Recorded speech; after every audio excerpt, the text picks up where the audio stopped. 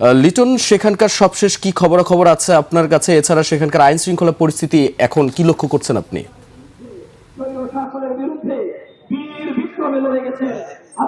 দীপু, আপনি যেমন বলছিলেন যে এই মুহূর্তে কিন্তু মরহুম উসমান হাদির আত্মার মাগফিরাত কামনা করে দোয়া চলতেছে। এই বিক্ষোভ সমাবেশ শেষে কিন্তু এই দোয়াটি শুরু হয়। এখানে বলে রাখি যে রাজশাহীর সাহেব বাজার 0 পয়েন্টে কিন্তু এই বিক্ষোভ সমাবেশ করছে এনসিপি সহ কয়েকটি দল। এখানে যুক্ত হয়েছেন হেফাজতে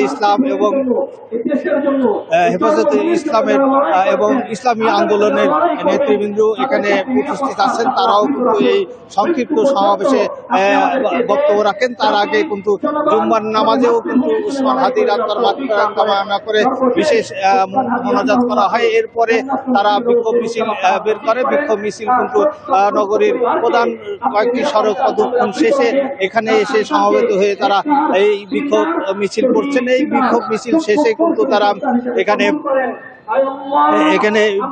এই দোয়া খায়ের করছেন।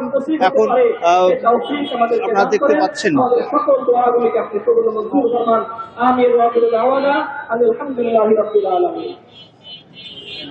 জি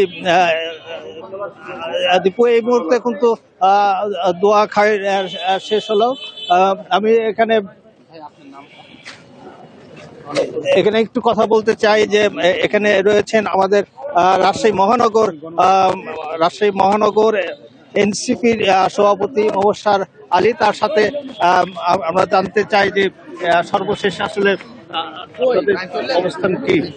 আমাদের জানেন, আমাদের সেন্ট্রাল থেকেও আমাদের একটা অবস্থান আছে। সর্বোপরি আমরা আসলে হাদি ভাইয়ের যে হত্যা করা হয়েছে, শহীদ হাদি ভাইয়ের এই শাহাদতের শোকে আমরা দোয়া করেছি এবং আমরা শহীদ শাহাদত ভাইকে যারা হত্যাকাণ্ড ঘটিয়েছে তাদেরকে দ্রুততম সময়ে গ্রেপ্তার করে আমরা তার বিচার চাই এবং দ্রুত বিচার কার্যকরের একটা সংস্কৃতি দেশে চালু না হলে এই যে বারবার খুনিরা একের পর এক বাংলাদেশপন্থী মানুষদেরকে হত্যা করবে এবং একদল এই হত্যাকে বৈধতা দান করার জন্য বয়ান উৎপাদন করবে, আর একটি পক্ষ দেশের বাইরে থেকে আমাদের জুলাইয়ের নেতাদেরকে চিহ্নিত করবে।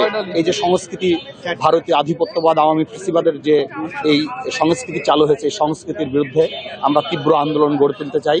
আমরা চাই যে এই যে নিরাপত্তা দিতে ব্যর্থ স্বরাষ্ট্রমন্ত্রী, এই স্বরাষ্ট্রমন্ত্রীর পদত্যাগ করতে হবে। অবিলম্বে তার পদত্যাগের দাবিতে আমাদের আন্দোলন চলমান থাকবে এবং এই বিচার, খুনিদেরকে গ্রেপ্তার এবং সর্বোপরি সারা বাংলাদেশে যে আওয়ামী যে সন্ত্রাসীরা আছে সেই সন্ত্রাসীদের বিরুদ্ধে কোনো রকম আমরা কঠোর ব্যবস্থা দেখিনি। এই আওয়ামী সন্ত্রাসীদের বিরুদ্ধে একটি নির্বাচন আয়োজনের ঘোষণা আসছে, অথচ এই নির্বাচনের প্রার্থীদের আপনারা দেখছেন যে বিএনপির একজন প্রার্থী নিরাপত্তাহীনতার জন্য নির্বাচন থেকে সরে গেছে। কোন বাংলাদেশে বাস করছি যে একটি সর্ববৃহৎ দলের আপনার সংসদ সদস্য মনোনীত, সে বলছে যে আমি নিরাপত্তার জন্য আমি নির্বাচন করব না। আমরা এই ভয়ার্ত বাংলাদেশে আমরা থাকতে চাই না।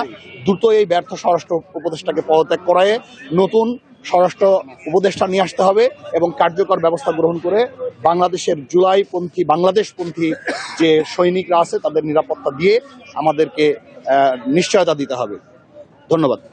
ধন্যবাদ। যেমনটি শুনছিলেন যে আসলে এই সরকার আইন শৃঙ্খলার পরিস্থিতি নিয়ন্ত্রণে ব্যর্থ হয়েছে, মানুষের নিরাপত্তা দিতে ব্যর্থ হয়েছেন এমন অভিযোগ করছিলেন তারা এবং তারা কিন্তু স্বরাষ্ট্র উপদেষ্টার পদত্যাগ দাবি করেছেন। এই ধরনের কয়েকটি দাবি তারা তুলে ধরে এই সমাবেশ তারা শেষ করেছেন। এই ছিল রাজশাহীর সাহেববাজার 0 পয়েন্ট থেকে বিক্ষোভের সর্বশেষ পরিস্থিতি। দীপু, ধন্যবাদ লিটন আপনাকে।